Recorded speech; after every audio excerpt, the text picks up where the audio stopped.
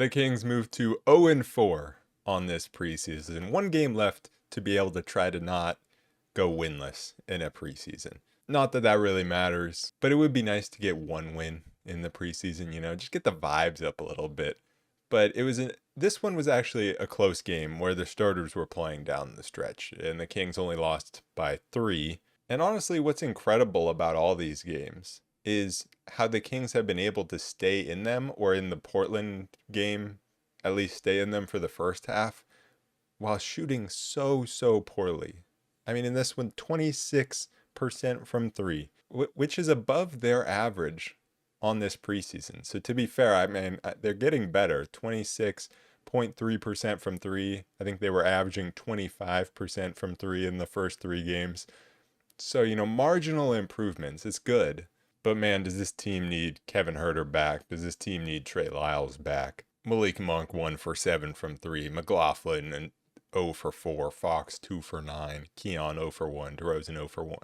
Sabonis 1 for 3. The only guy that shot well in this game was Keegan Murray, 5 for 11 from 3. And this was the first game in the preseason he shot well from 3. And you've had like Keon Ellis shoot well in one game and Fox shoot well in one game. And so if there's one thing that you can be bad at in a preseason, I feel like shooting is the best thing. Just because we know that's going to turn around. They're not going to shoot 25% from 3 on the season. They're getting open looks, especially, you compare it to the looks the other team is getting, and they're shooting 40%. We're shooting 26%. Like, it's going to get better. And so I'd rather this team just not being able to hit a 3 than actually not get good looks or not be able to do other things well. Because the one encouraging thing is that they're staying in the games, and especially this one, and they're showing ways that they can stay in games, and especially like scoring in transition and offensive rebounding and things like that.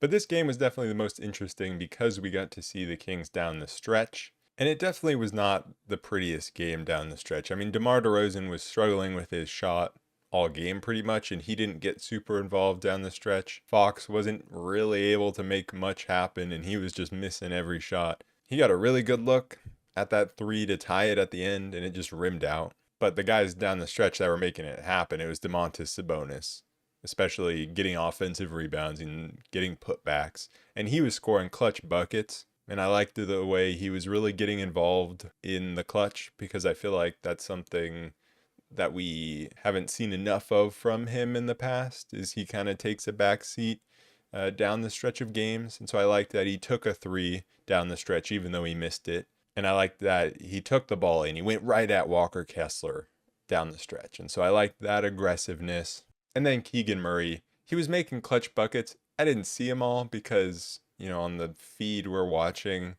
every time the Jazz score, they show the replay of it. So we missed the start of the Kings possession. But apparently he was making things happen offensively. He was knocking down shots in the clutch. So that's good. But he did pass up a pretty open 3-point attempt, like the best you're going to get on the last possession of the game. And so that's where he needs to just fire away. Like, bro, you are the only guy that can shoot on this team right now. And you've been knocking him down in the 4th, and that's the best look we're going to get. Like, he needs to have the confidence to be able to pull that shot. That's the next development in his game, I think. Defensively in this game, the Kings were kind of all over the place. They started off absolutely horrible. They couldn't navigate a screen to save their lives. It was just the same play every single time, where the Jazz would set a screen for Markkanen on the wing. Markkanen would come around, and either the Kings commit too hard to Markkanen, and that frees up the screener to then get the ball and score, or Markkanen's just wide open. That happened a lot. And, I thought Keegan throughout the game needed to be better fighting over those screens.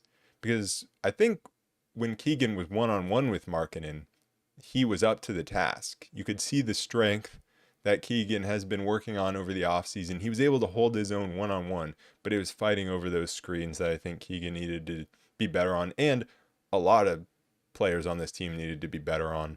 I think the way that our guards and our perimeter players were not really getting over those screens put our bigs in really bad spots. And then in the moments where they finally would fight over the screens and get there, our bigs wouldn't have the trust in them that they would actually do that, and that would free up the roller. So especially at the start of the game, that was a problem. And then the Kings got better and they figured it out a bit. I think Fox was a big part of that, where it felt like early on he wasn't really into it defensively. He was very inconsistent defensively throughout this game, where sometimes it felt like he wasn't getting over those screens, he wasn't getting down into his stance, and then other times he would, and he would force a turnover. And so it kind of felt like the team defense went as he went. And so I think that's going to be important for him to always be locked in on the defensive end, because then there were times where, he's D'ing up Jordan Clarkson and Clarkson can just go nowhere. Or multiple times where Markkanen gets Fox in the post and Fox is just being super physical, super handsy, trying to knock the ball away. And he stopped Markkanen from scoring multiple times in the post.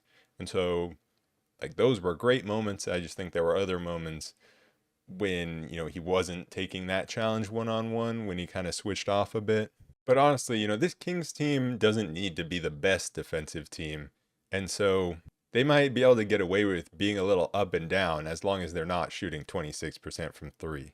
Especially if they're going to, force Utah into a million turnovers, 24 turnovers. Definitely not all of those were forced. The Jazz were just throwing the ball away at times.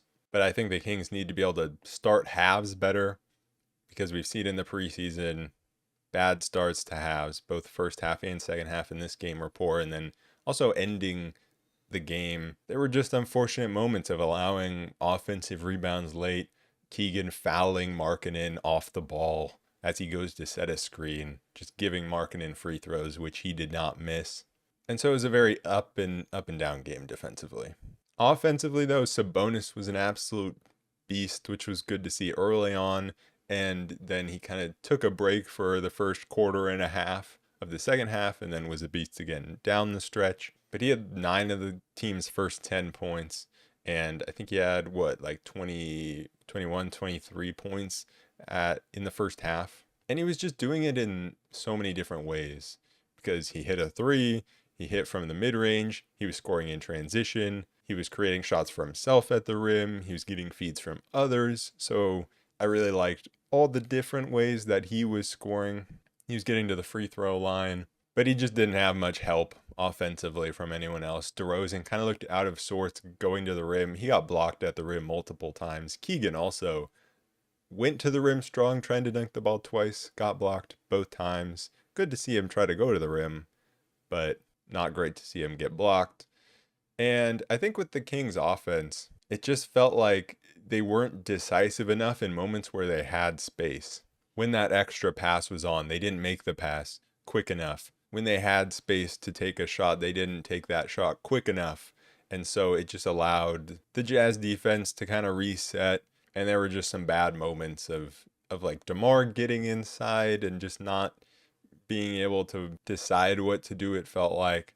But the preseason is a time to kind of figure out the flow of the offense, and inserting a guy like DeMar DeRozan in, you kind of have to figure out where he's going to fit and where other players fit around him, how many shots, each guy is going to take, and when they're going to take those shots. And so that's something we should hopefully see improving into the regular season. Even though DeMar didn't have the best of games, one thing that was nice to see was his ability to get to the free throw line and just draw fouls in some interesting ways, some would call unethical ways, using that pump fake, leaning into the defender. And so it is nice to see that. Kings still need to shoot better from the free throw line, but at least we saw DeMar getting there, even though he was struggling elsewhere. We saw kind of a regular season rotation in this one, where starters playing a lot of minutes. Keon only played 24, but then you have Monk playing 29, and J-Mac playing 20, Len playing 14, and Isaac Jones and Mason Jones only playing 3. So not a whole lot of bench minutes. We didn't go deep into the bench. I kind of thought we were going to go deep into the bench when we saw Isaac Jones early on, but then he had one really nice take to the rim through like 4 defenders, and then we didn't see him again. But there was a lot of 3-guard lineups out there. I really liked what J-Mac was doing, even though he went 0 for 4 from 3. 5 assists, 4 rebounds, 9 points. And this was the exact kind of game that I envisioned as the dream scenario when we sign Jordan McLaughlin, where he's just going to be a much steadier presence offensively than what Davion Mitchell was, a guy that can always make the right decision. And so he was playing crucial minutes down the stretch of this game because I think the coaching staff trusts him. He's also getting in there and, making defensive plays. Another interesting lineup we saw is Alex Len playing with Domantas Sabonis. We didn't see a lot of it, but we saw a few minutes of it. And right away, Alex Len comes in, spots up in the corner, hits a corner three. I mean, we know he can shoot threes. He hasn't really done it much with the Kings, but he has done it in his career and shot it at a solid percentage. So will we see, him shooting more threes coming into the season? I doubt it when he is the only big on the floor, but when he's out there with Sabonis, then maybe. We've seen those lineups a little bit, but not a lot. I remember us running the double big lineups out against the Bucks, but we've seen so little of it. It's kind of hard for me to believe that we'll see very much of it going into the regular season. I really think it's something that we'll probably only see if the Kings are really struggling defensively. I think when the Kings were struggling defensively in this game, it was a lot about that screen navigation, but then if they would just, switch and not have to deal with the screen navigation, then there were times when the Kings would kind of leave guys on islands and it wouldn't really work out. But then there were other times where right when a mismatch occurs, they're swarming to the ball. So we saw like McLaughlin swarm to the ball. We saw DeRozan at times. DeRozan is always looking for chances to get steals. He had 5 steals in this game. I just now looked at that stat. That's crazy. I didn't expect it to be 5. But he is just always looking to jump passing lanes. And he did it at the end of this game to bring us within 1 with 18.8 seconds left. But it was those moments where the defense kind of stood still and allowed the Jazz to dictate what they wanted. Those were the moments where the Kings defense struggled. But when they didn't give the Jazz any time to think and were just super physical and were just kind of swarming to the ball, those were the moments where the Kings really were successful defensively. I also think Walker Kessler just sets really good screens. And so the Kings were obviously struggling with that. But I feel like there hasn't been a moment in this preseason. Well, maybe a little bit in game 1, but there hasn't been many moments where I'm like, the Kings are playing well. And yet they're always in these games. And so that is a positive. They had 20 offensive rebounds in this game. They had 32 points off turnovers, 19 fast break points, outscored the Jazz by 16 in the paint. They shot 34 more field goals than the Jazz. Now the Jazz did shoot 11 more free throws, and they shot a very good percentage on those. And that's been a problem for the Kings this preseason, is giving up free throw attempts. But that's going to come with how much Mike Brown is preaching physicality. And of course he preaches defending without fouling, but those free throws are just going to come when you're trying to play so physical. But the Kings did the dirty work to stay in this game. And the Kings offense wasn't flowing like we know it can. And that's mainly because guys just aren't making shots, but they were just finding ways to score on possessions that were not pretty. And so I think that is a good sign once the Kings start knocking down shots. Hopefully those other things that they're doing continue and they don't, get lazy because they start knocking down 3-point shots. I don't know what lineup the Kings are going to, run out against the Clippers. They played their starters so many minutes in this game and their key players so many minutes. So that makes me feel like the starters are not going to play much against the Clippers. But if they do come out and they are playing, I just want to see a better start defensively. I want to see more activity defensively from the start and the start of the second half.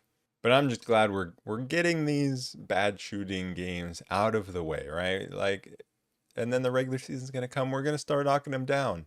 It's going to be fine. It's also going to be interesting to see what the Kings do with their 2 roster spots that they have now that they traded Jalen McDaniels. My guess would be that one of Isaac Jones or Isaiah Crawford gets elevated because Mason Jones just hasn't played well. He played 3 minutes in this game and just, again, he came in, fouled immediately.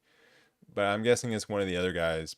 I feel like probably Isaac Jones could get elevated to one of those roster spots. Boogie Ellis gets the two-way spot that Isaac Jones has right now. And then maybe the Kings just go into the season with an open roster spot, open for when the trade deadline comes around. That's a possibility. Or they go out and get a veteran, but why wouldn't they have just done that by now if that was what they were planning to do? It feels like that would have already happened because we're well into the preseason and that trade has already been made. Like, wow. I feel like they may go into the season with an open roster spot because with no one else playing minutes, it doesn't seem like any of the other Exhibit 10 guys are getting any of the actual roster spots. I think the only possibility is Boogie Ellis getting the two-way spot. But that pretty much wraps up this one. 5 games in the preseason feels like an eternity, and especially when the Kings are losing every single game in the preseason. But we do have to remember that it is just the preseason. I want the season to start. But then again, maybe the season start can wait until the Kings actually start playing well. If you have made it this far, make sure to like, comment, subscribe, help me out. And as always, thank you to my members, No Rain and Joe Mama, for supporting the channel. And I will see you guys back here after the game against the Clippers on Thursday at the new Intuit Dome. So I'll see you then. Peace.